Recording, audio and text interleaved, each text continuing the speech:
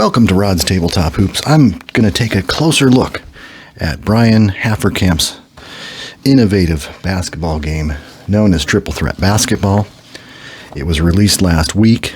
It's got plenty of game parts and game engines to analyze and review. So I'm just going to do a little bit more work since I'm in the middle of a gameplay here and let you know what my thoughts are and what this sort of an open box type, open source type of game can be. You don't necessarily have to follow every rule that Brian has put into this game. You can kind of innovate and do your own homebrew rules, and I'm going to introduce a couple of those as this video develops. But at the top of this review, I'm going to look at the game parts to Triple Threat Basketball, which I quickly reviewed in my original video. Now, this review of the game parts, it's not a very difficult one to say that the look of these cards and most of the game parts, I'd give probably a 9.5 out of 10 on that. As you can see, the cards here, like an Oscar Robertson Classic card here. I printed this one at a local FedEx Kinko's, and it's just got plenty of color. It's got plenty of character, and it's just an amazing card. There's 76 of these in the NBA's Top 75 set to be, that was released within the last year and a half or so. And so you got all All-Stars in this set. So it's just amazing to see the players kind of come to life. They kind of jump off the cards. There's also, if you're not into spending a lot of money trying to print out a full set of these cards, because this is about 20 pages of cards when all is said and done. So that'll run you. I got a discount. I think I found a coupon code, and it still cost me about $20 to have them all printed out. And then, of course, I had to cut them myself. You can simply have the bottom half of the card in one of Brian's PDFs as your card versus having the whole photo. And then, of course, if you're just using this much part of the card, you can put more cards per page. And of course, that comes out to, I can't remember what it is, 7 or 8 or 9 pages of cards. Maybe it's 9 or 10 pages. If it's about 8 cards per page, I would guess. I don't know if it was more than that, but you could definitely save some money and do less copies, or you could just do copies that are in color or a lower grade of paper. I went with 110-pound cardstock, which gives you that firmness you're always looking for in a game card. This Magic Johnson, it's just a classic looking card. But the reason I gave it 9.5 out of 10, and maybe not a 10 out of 10, is because the remainder of the game parts, which all come in PDFs, you can have the quality of them, is the fact that his game engine board is all on this one sheet, and all the set offense, fast break offense, transition offense, and all the player finder stuff's all in very small type for people with old eyes. I'm figuring his audience will be definitely between the age of 40 and 80 years old will probably be the demographic that this will mostly hit. And most people can't see these things very easily. So, and I don't like to wear my glasses, so if I can get an excuse to not wear my glasses, I took each piece and took a little snip of each one of these, and I made my own charts. And I made a big set offense right here. Came back with another fast break offensive snip. And I took the other half of the page and I made it into one page. They're still a little bit smaller, but there's not as much reading off of this sheet as there are off the other two. You pretty much, you find out the transition offense and the ball handler and the defense, you pretty much know those by heart by the time you've played about a half a game of this. So that's kind of the way it works there. But anyway, you can make that manipulation, and then it's a 10 out of 10 because I can see everything from a long distance without any issues. So also, he had an original score sheet. I don't have the updated new score sheet Brian came out with, but the original score sheet, as I had mentioned in my prior video, is quite small. And I think he found that out right away. He came out with a score sheet that covers the entire page now, and a separate timing mechanism, which we'll get into later. But anyway, that's a look at the game parts. Like I said, there are 76 cards. You can make any kind of combination of teams you'd like. You can pick your favorite players and make a pair of teams and put them up against each other. In this particular contest, I've got a set of 1960s All-Stars like Jerry West, Bob Pettit, Wilt Chamberlain, Elgin Baylor, and Oscar Robertson facing off against a set of 1980s All-Stars, which includes Michael Jordan, Karl Malone, Moses Malone, Larry Bird, and Magic Johnson. So the halftime score of my game I've played, and it's been an interesting one at best. I've kind of gone with the first 5 players in each lineup for one quarter, and then just the reserves of 5 players on each team for the second quarter. The 80s All-Stars are running over the 1960s NBA All-Stars. It's 73-54 at halftime, and I will update that score by the end of this video. So anyway, that's a great look at the game parts. We're going to move on to another portion of the game next.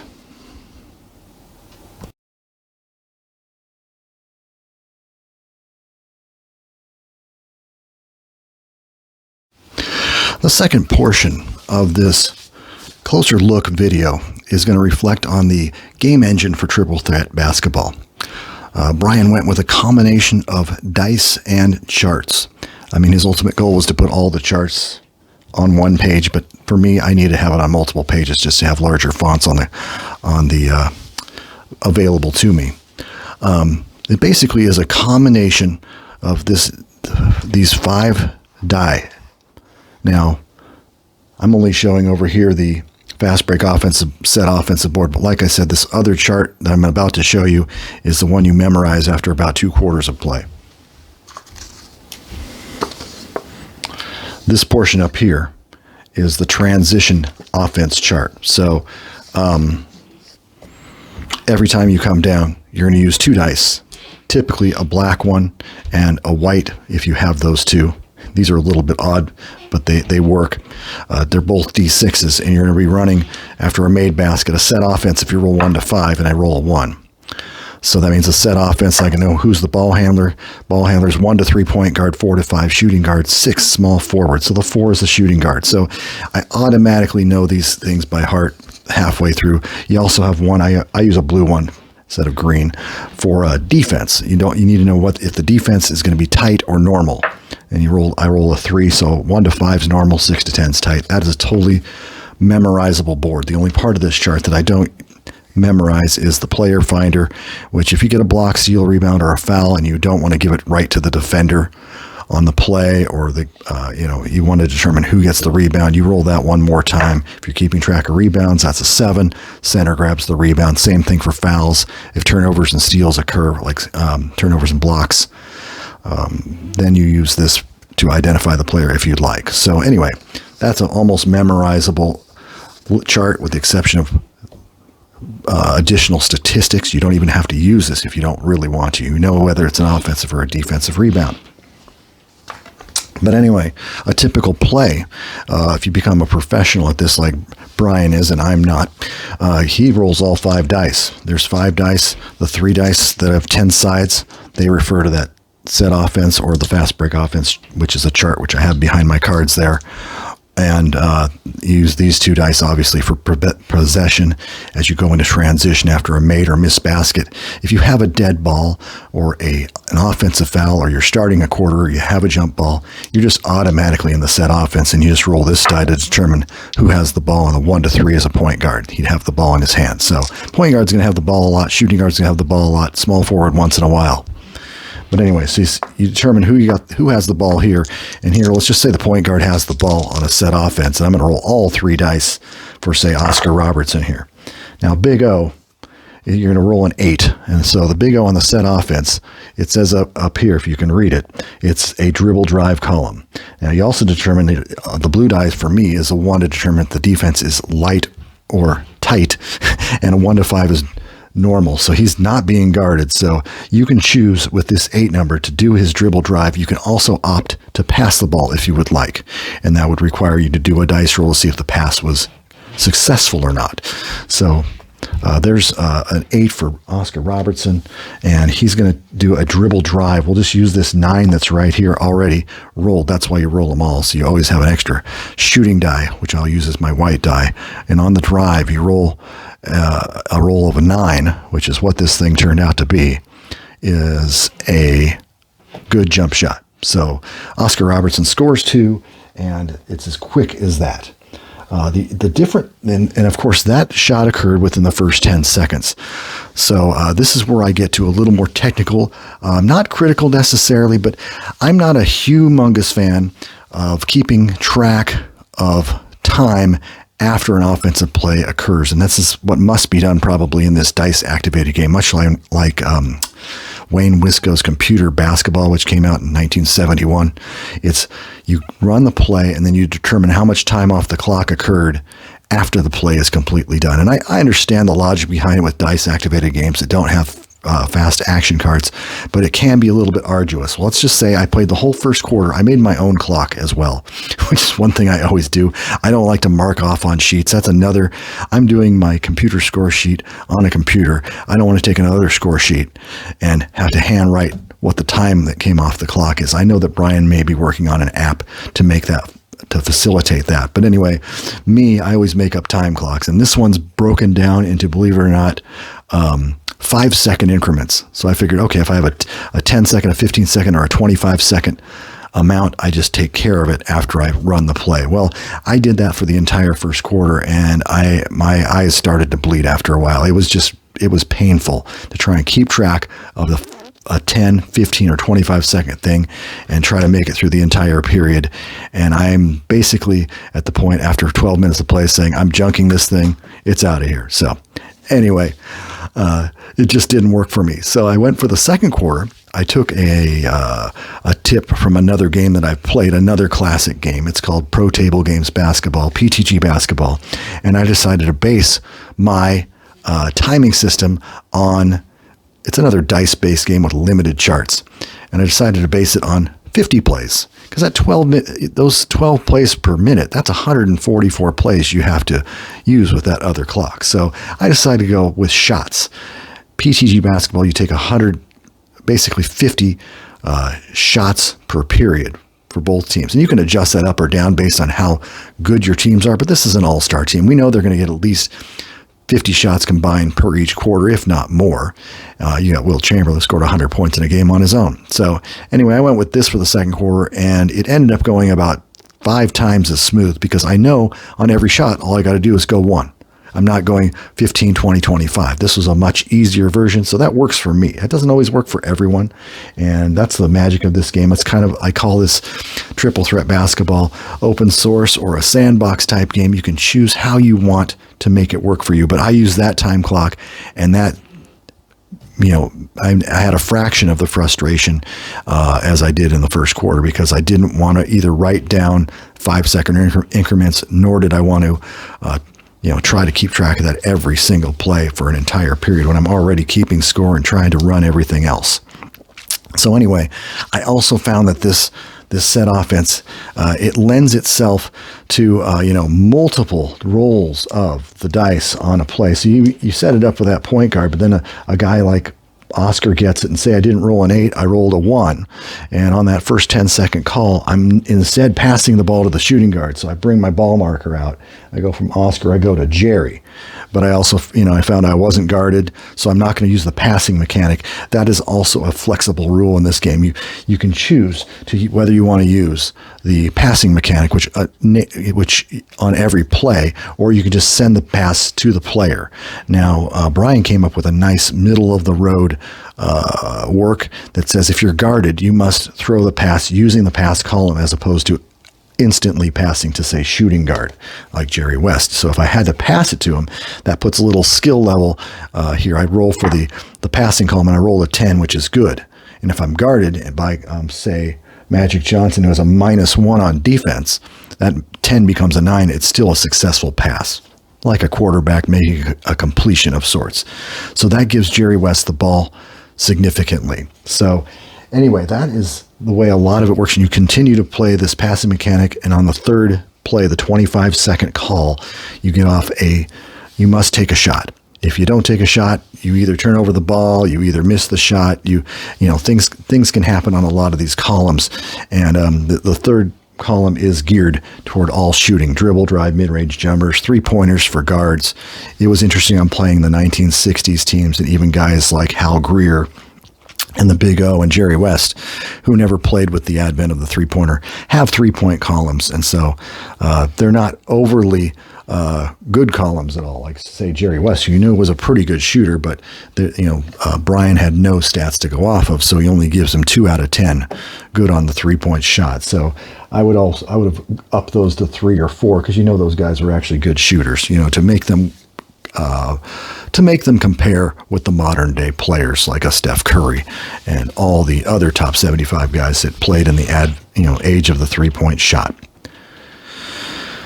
But anyway, I was also going to say, in addition to all these game parts and this game engine, the narrowness of these cards provide a great footprint for gameplay. Now, I made this thing ultra big because I made additional sheets for my charts. But look at how small the actual set of cards is right here. The width of the 5-on-5. I can put this on a little tablet, and I like seeing the cards vertically as much as possible. If I had my way, I'd have some kind of contraption where all the cards were semi-vertical. But I enjoy the fact that I can at least see at least half the cards vertical. I like seeing my charts vertically, especially when I'm doing a gameplay, and it works out really well. So this game is not overly huge with charts, and that's what's one of its positives. Anyway, I'm going to come back with another section of the game and talk about the game flow and fun factors.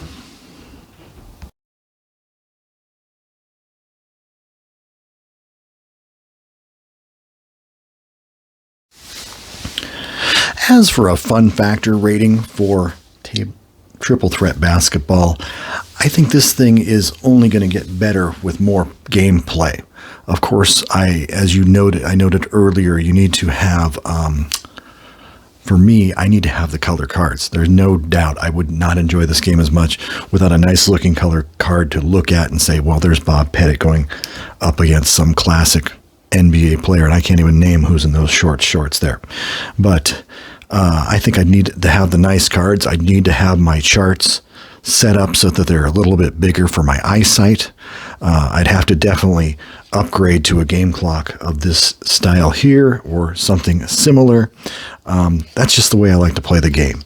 As for the flow of play, that's going to improve with time as well. I'm just getting better at developing, just rolling all 3 of these and going, well, that shows that we're in a set offense. That shows it's the point guard, and this is what the point guard's going to do.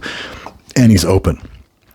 But you got to really be cognizant if you want to get a good flow, because that first roll generally is going to be a pass. You're going to try and pass it to somebody else.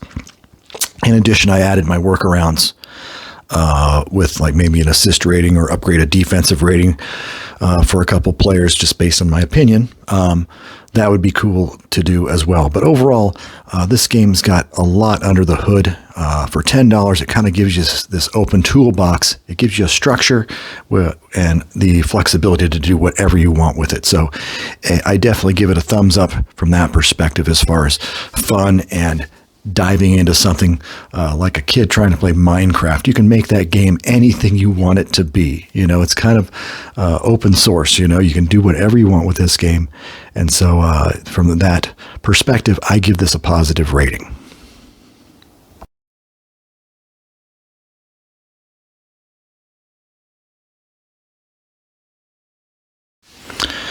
As Brian has mentioned in many of his either Facebook or YouTube posts and conversations with the public regarding the release of this game, Triple Threat Basketball is open to a lot of homebrew types creations or workarounds. And one opportunity, I'm not going to say he missed an opportunity, but it wasn't in his original game plan, was traditionally tabletop basketball games that were designed between, let's just say, the modern era, 1974, 75, I will say, starting with Fast Break Pro Basketball by Mickey Games, to present. they allow the playmaker to be more than just a stand-around guy who either shoots or passes the ball. They actually deliver the ball for an automatic assist. Now, I'm going to demonstrate that with 3 different games right here in case you're not understanding where I'm coming from. This is a 1990-91 card of Earvin Magic Johnson. Now, I don't like the small fonts on these darn Stratomatic cards. That's a error by Richmond and Stratomatic Game Company. They got to figure that out. But anyway, there's my soapbox I will quickly get off of. But anyway, Magic Johnson has a passing column here, and I don't know if you can read it. It's so dang small. But the passing column, I'll read it. They have a 1 to 20 die you roll when the passing column occurs for Magic Johnson. And if you roll a 1 to 2 on that die, the ball is stolen. If you roll a 3, he turns the ball over. But Magic is a prolific passer, as almost every classic basketball fan knows, maybe one of the greatest ever. And it says 4 to 20 Daz. And of course, most people know that in Stratomatic, when you get one of those type of results, that's called a dazzler, which results in a basket to the player Magic Johnson is forwarding it to. He has zipped a pass inside, and someone's got an easy layup or an 8-footer or a 15-foot wide open shot. And that's an automatic assist for Magic Johnson. You move on to another game, say even the original, was not even called at the time, Status Pro Basketball. Here's Jerry West. Well, Jerry West, if you run the offense through Status Pro, it's a card flipping game, and there's no dice. And if you get the assist opportunity to run the offense through Jerry West, that 3, I believe, ups the percentage of the shot that the receiver of that pass is getting by maybe, is it 10, 20, and 30 points, in percentage points. But that gives that receiver a far better shot than if they had just taken a partially guarded or open jump shot. So once again, the automatic assist kind of bolts into the game.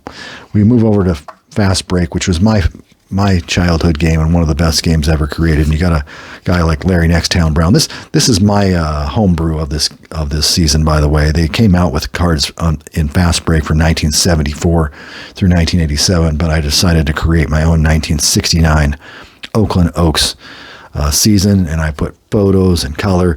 And, I mean, it's not up to the standard of the great Brian's great looking cards right here, but I tried my best to put stats on the cards and make them all fancy and everything. But Larry Brown led the American Basketball Association in assists in 1968-69, and in turn he gets awarded a 1 to 12 assist rating, roughly meaning it's 11 or 12 assists per 48 minutes, and they integrate that into the play action cards of Fast Break, fast action cards.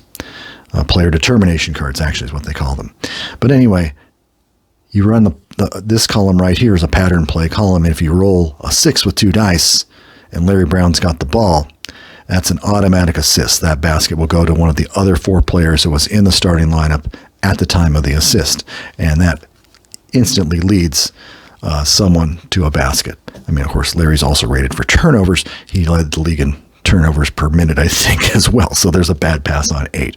But this is the only reason I bring this situation up is that Brian has dedicated an entire column of his cards to passing. And that's the magic of this game, the offensive card.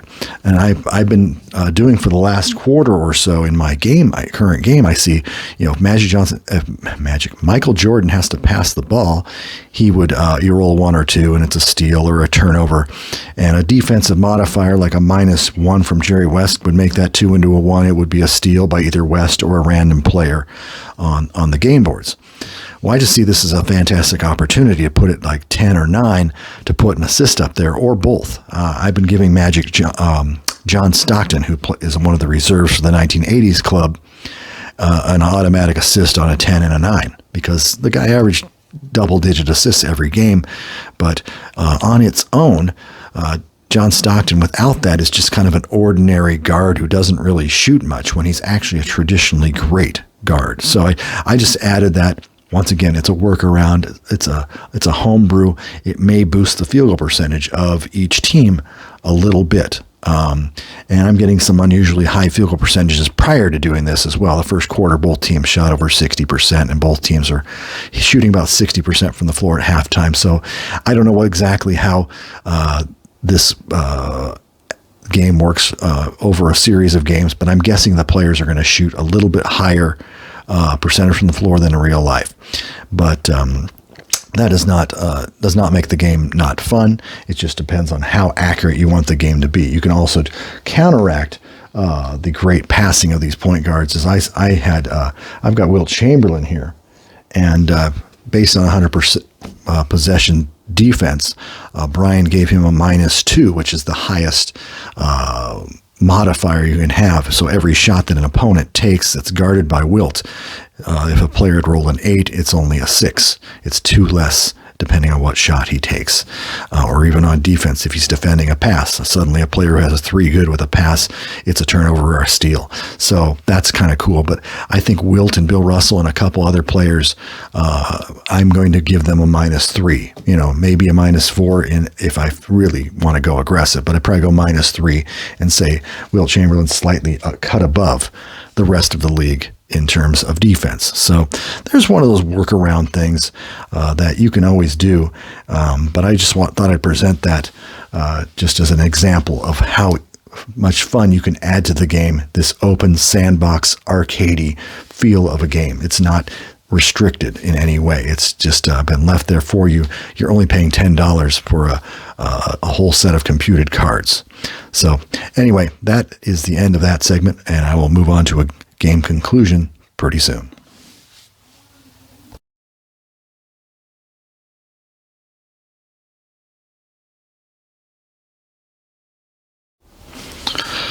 Final 3 minutes of gameplay here at Pool Table Games Arena. We've got a game between the 1960s NBA All-Stars and the 1980s NBA All-Stars. The 80s NBA All-Stars just seem to be able to shoot the ball better, including a better three-point percentage, which they're hitting. Well, I guess they're only hitting 33% at this point to 28% for the 60s Stars, who did not play with a three-pointer. But we're going to play out the final 3 minutes. The 80s Stars have a score of 129. The 60s Stars have a score of 106. Leading scorer in the game is Michael Jordan with 22 points for the 80s Stars. The 60s Stars are led by Oscar Robertson, 16 points. Lenny Wilkins off the bench, 16 points. And Hal Greer off the bench with 16 points. Pretty much going with a straight rotation of 5 players in, 5 players out most of this game, just to see if I can get a game completed. I am using my PTG game clock, which just records 50 shots per half or per quarter. And this really works out well just because I don't have to think about the 5-second increments on the clock that Brian makes for this game. I'm still playing a 25-second clock, 25-second clock, but I'm not utilizing individual writing down or moving the game piece 5 seconds, 10 seconds, and 15 seconds at a time, which just seemed to drive me batty. So here we go, final 3 minutes to play. 60 Stars have the ball, and here we go. Just pick up all the dice to get the transition offense going here.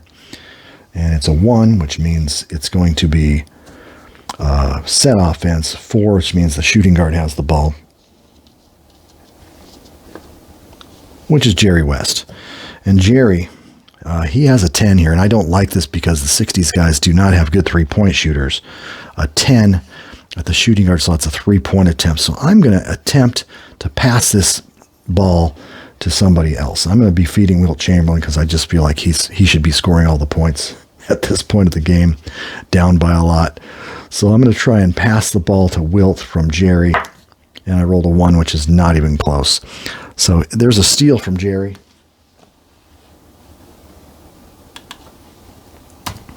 Steal, you'll refer to the player finder board. It's a 1 center.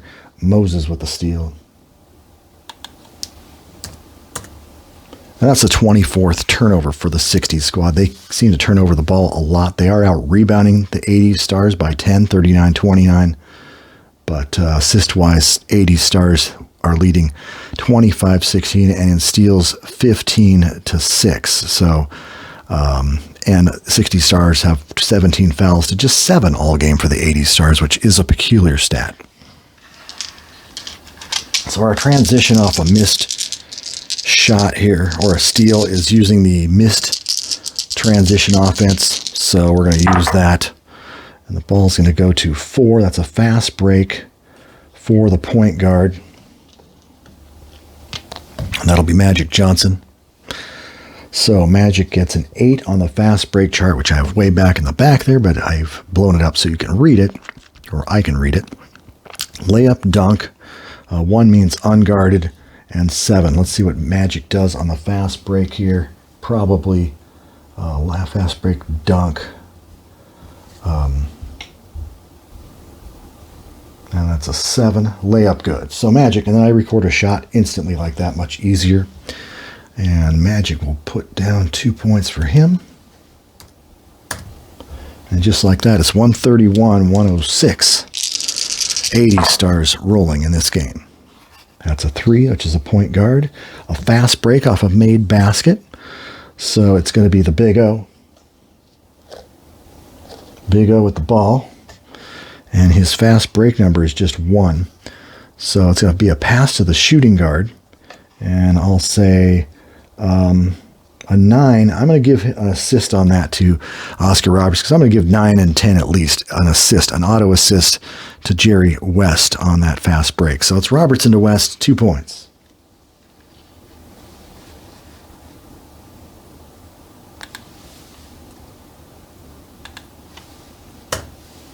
That puts Jerry in double digits with 10. And it's 131-108 with 2:30 on the clock. I've kind of instituted my own house rule there. Let's see what we got here. We got a pattern set offense. The 6 means Larry Bird. Larry Bird being guarded by Michael Cooper in that photo. It's a 4 for Larry, which means pass to the power forward, not heavily guarded. Pass is complete to Carl. A few more seconds off the clock there. 3 for Carl. Power forward 3. That's pass to the small forward, which means it's going to go back. Yeah, not a defensive threat. So back to Larry. Carl back to Larry for the jump shot they must take. He is guarded. The shot is a 5. The type of shot is a 5. Larry, the small forward, is going to do a dribble drive. He gets a 2, but he's also guarded by... Baylor has a 0, though, so the dribble drive, the 2 is still a miss for Larry, so he does not make that shot.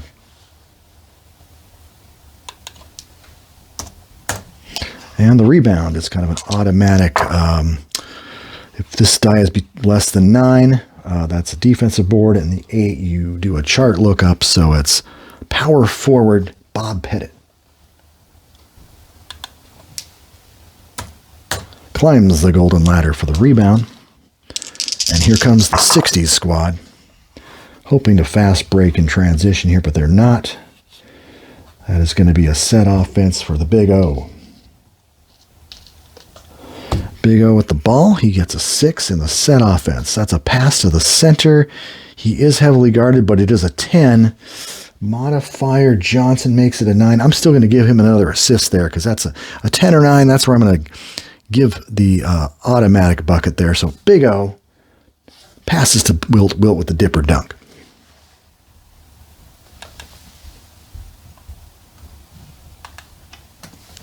And this is my playtesting experiment, so my rules, that's the way it's going. Yes, the 60s All-Stars are hitting 58% from the floor, and a couple of those assists have contributed to that, but we were hitting about 70% from the floor in the first quarter, so it really has dipped down. 80 Stars, they're hitting 63.9 from the floor, so a little bit high, a little arcade-like, a little bit of a, your Sega Genesis NBA Live 95-like, almost, where you're hitting a high percentage from the floor. Anyway, 80 stars come back. And the 6 will result in a fast break opportunity led by the master of the fast break, Magic Johnson. Magic's 4 on the fast break is a pass to the small forward, which is Larry, and it is successful. Larry's going to get the ball, and he's going to probably go up. We go 3 with a small forward over there, layup dunk. It is a 10, and it is a 5. He's not heavily guarded. This is going to be good. Layup and 1. Scores and is fouled Larry Bird. So we got down to 145 left.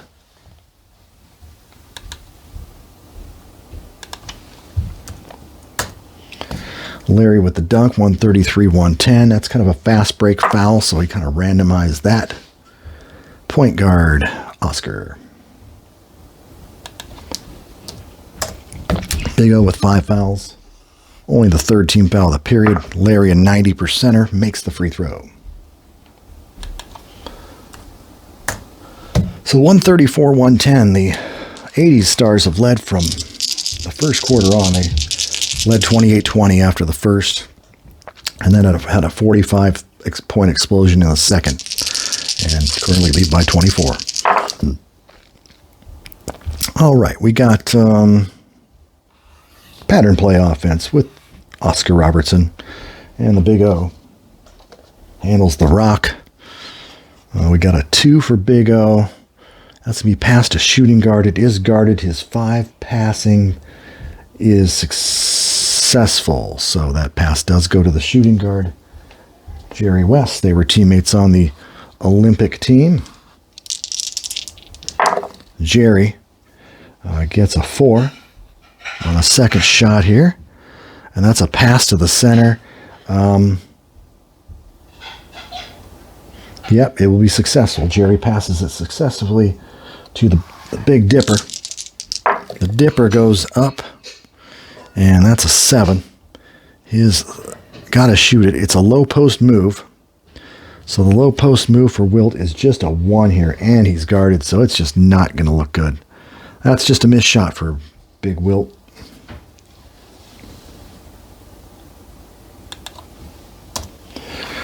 Rebound goes to offensive rebound 4. Big Wilt gets it again.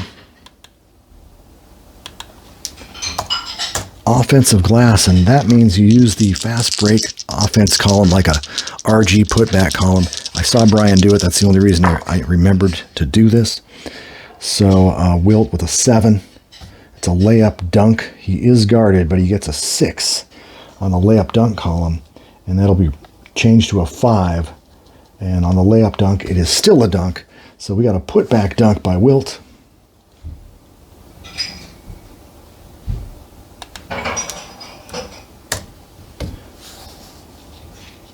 Give him 18. 134-112. 80s All-Stars. We got 1 minute to play. Ball is heading into the 1-1 zone, so that's the point guard with a pattern. Play offense, just a set offense. The 9 for Magic results in a mid-range jumper. He is guarded. Do we want to go up with that, or do we want to pass? I think I'm going to try and pass the ball. It is a guarded pass. Let's see what the 9 does. Oh, the 9, that doesn't get changed at all. I'm going to give him an assist, and whoever I want to throw it to, I'm just going to make it up. I got a 4-sided die here and a 1. We're going to say Magic to Jordan, 2 points.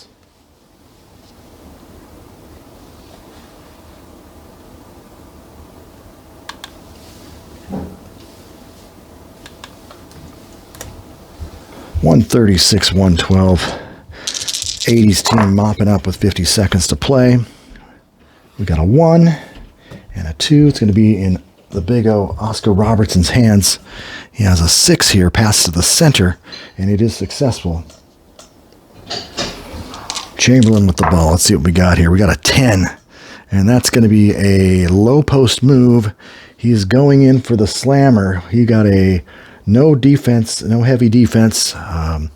Low post. I put a 4 in there. He is fouled by Moses. 2 shots.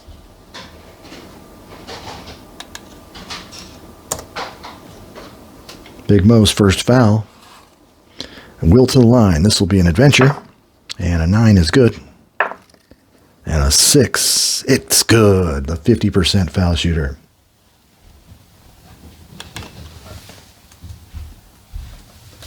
And that gives him 20 points on the night to lead the 60s Stars. 20 points and 7 boards in about, it will be 30 minutes total. All right, we got a 2 and a 3, so it's just your basic. Put the ball in the point guard's hands. He is heavily guarded, and he rolls a 2. And it's passed to the strong, small forward. He's going to try to pass to Larry, but he's only got a 3 as his number. But Robertson has a 0 on defense, which is surprising. And so it is a successful pass to Larry. And Larry's got the ball now. And Larry gets a 9, which is going to be a mid-range shot. He is guarded, and it's a 1. Larry's going to try and do something with that mid-range shot, and it is a missed shot. So Larry, no good. Sometimes I just let it go. I'm kind of not going to look at the die and say that's would have missed. I'm just going to play it out, and it works both ways. So here we go. Rebound 1. Point guard Oscar. So Oscar grabs the ball. It's just under 40 seconds to play. Pattern play. Shooting guard. That's Jerry West, who's got a point guard rating, but he also won a scoring title. So I'm going to play the Oscar and Jerry team at the same time. I think it's appropriate. We got a 5 for Jerry. That's a 5. Pass to center, and it is successful. My house rule is as long as it's not... we pass if it's not heavily guarded, the pass is automatically successful. So Wilt has the ball. And Wilt gets a lot of high numbers here. Here's a 10. That's a low post move, not guarded. Gets a 10. And so that is good for Wilt Chamberlain. And easy shot for Wilt.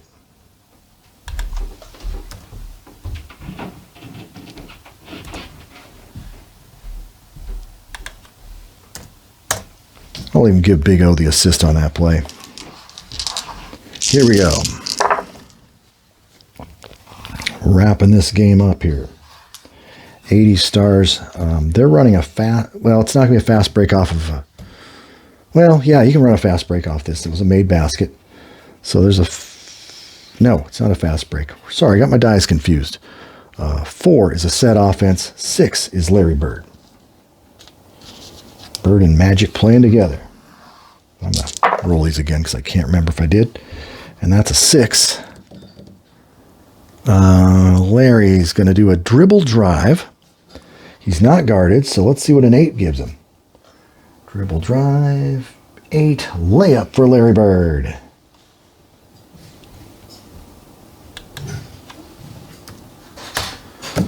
$138, $116. Larry tied for scoring honors. 24 for him, 24 for Michael. It's a battle between Larry and Michael. Got a couple plays left here. It's a 2. Pattern play. Ball in the Big O's hands. Playing with those 5 fouls. He is heavily guarded. You roll a 2. And Big O is going to try to pass it to the small forward Baylor. A 5 pass is good. So the ball goes into Baylor's hands. Baylor's going to release here. Oh, heavily guarded. But he does get a 9 and a 4 for Baylor. That's going to be a pass to the center. And even though he's guarded, that is a successful pass to Chamberlain. Chamberlain's going to have to stuff this baby home. It's a 10, which results in a low post move. Guarded, but he rolls a 9. Low post. It is good for Wilt.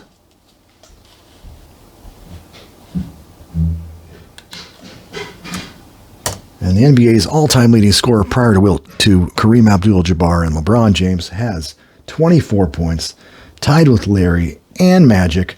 We're down to our final shot attempt of the game here. We'll see what happens. They're trying to run a fast break. No, they're not. I keep mixing those up still. Pattern play, forward Larry Bird. Larry's going for game honors, or will he dish the ball off? Let's see what happens. I re-rolled. I don't know why. That's a 10. Larry's thinking three-pointer. Let's go for it.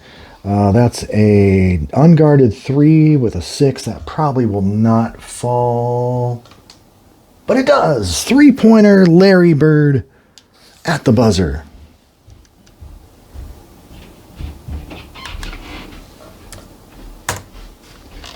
Your final score, 141 for the 80s All-Stars, 118 for the 1960s All-Stars.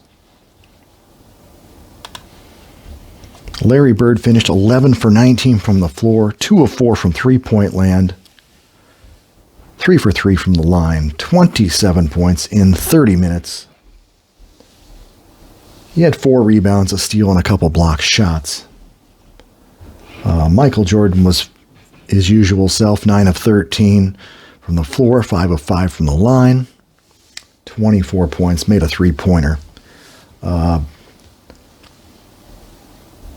Leading rebounders were just not too many. 7 rebounds for Moses Malone, 7 for Elgin Baylor, 7 for Wilt Chamberlain. Leading assist man, 6 for the Big O, 6 for Jerry West, 7 for Magic, and 7 for Clyde, and 5 assists for John Stockton, who had a great game with 18 points in about 18 minutes. So anyway, to conclude, I think with a lot of my homebrew workaround type things, upgrading the size of my play charts, allowing for a few assists to occur, auto assists, dumbing down the shot clock by a monumental amount. This turns out to be a much more respectable game. I probably at the start of this review, this closer look, would have given it a C or a C plus, and I think we're more of a B to B plus type of game for a recreational arcade style of game, triple threat basketball. And thank you for watching to the end of this video. We will keep playing these games as they come out. I really do think this game has got a lot of an arcadey feel. This might be one of those, as I mentioned to Brian, you might want to just play to a set score, get a special set of teams, play a round robin tournament, go to 50 like the Big Three. I don't know if you've ever seen the Big Three. That might be one of the ways to play it. Throw the game clock out the window and just have a blast seeing these guys score some points. So anyway, that'll do it for this closer look of triple threat basketball by Brian Haydenkamp. Thank you for watching and have a good afternoon.